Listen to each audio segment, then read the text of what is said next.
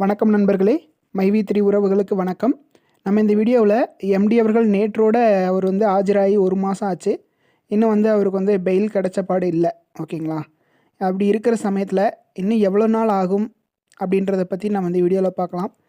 நம்ம சேனலை யாராவது புதுசாக பார்த்துட்ருக்கீங்க அப்படின்னா சப்ஸ்கிரைப் பண்ணி பெல் பட்டன் ஆன் பண்ணி வச்சுக்கோங்க. அப்போ தான் நம்ம போடக்கூடிய வீடியோ உடனே நீங்கள் பார்க்க முடியும்.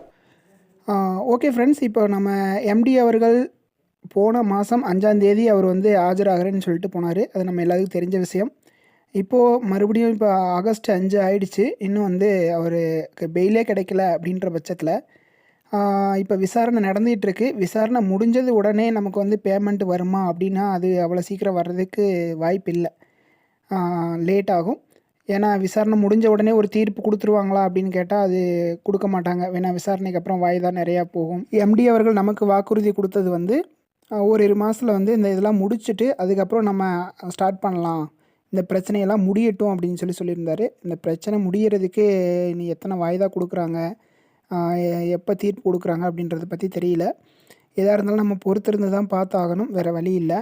ஒரு சிலர் ஆகஸ்ட் 15க்கு அப்புறம் எம்டி அவர்கள் வெளியில் வந்த உடனே பேமெண்ட் கிடச்சிரும் அப்படின்னு ஒரு சிலர் சொல்லிகிட்டு இருக்காங்க. அதுக்கு சுத்தமாக வாய்ப்பே கிடையாது. அந்த மாதிரியான விஷயங்கள்லாம் நம்ம இக்னோர் பண்ணி தான் ஆகணும். ஏன்னா நமக்கே தெரியும், இந்த மாதிரி சுச்சுவேஷனில் உடனே வந்த உடனே நமக்கு பேமெண்ட் கொடுத்துருவாங்க அப்படின்னு சொல்கிறது முடியாத விஷயம். அவங்க எதை வச்சு சொல்கிறாங்க அப்படின்னு தெரியல. இருந்தாலும் நமக்கு என்ன நிலவரம் அப்படின்றது நமக்கு தெரியும் இல்லையா? ஒரு 6 மாதமாக நம்ம நிறுவனத்துக்கு வருமானம் அப்படின்றது எதுவும் இல்லை. அப்படி இருக்கிறப்ப கொஞ்சம் டிலே ஆகத்தான் செய்யும். அதனால் உடனே நமக்கு இந்த மாதம் எம்டி அவர்கள் வெளியே வந்துடுவார், வந்த உடனே அமௌண்ட்டு கிடச்சிரும் அப்படின்னு சொல்கிறதெல்லாம் யாரும் நம்ப வேண்டாம். லேட் ஆகும். அதுதான் உண்மையான ஒரு நிலவரம்.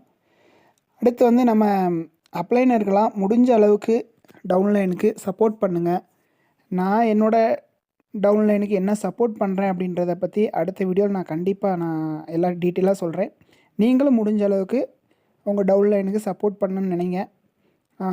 ஏன்னா அவங்களால நமக்கு கொஞ்சம் வருமானம் வந்திருக்கும். அதை பற்றி நான் டீட்டெயிலாக பேசுகிறேன் அடுத்த வீடியோவில். யாராவது புதுசாக நம்ம வீடியோ பார்த்துட்ருக்கீங்க அப்படின்னா சப்ஸ்கிரைப் பண்ணி பெல் பட்டன் ஆன் பண்ணி வச்சுக்கோங்க. Thank you friends.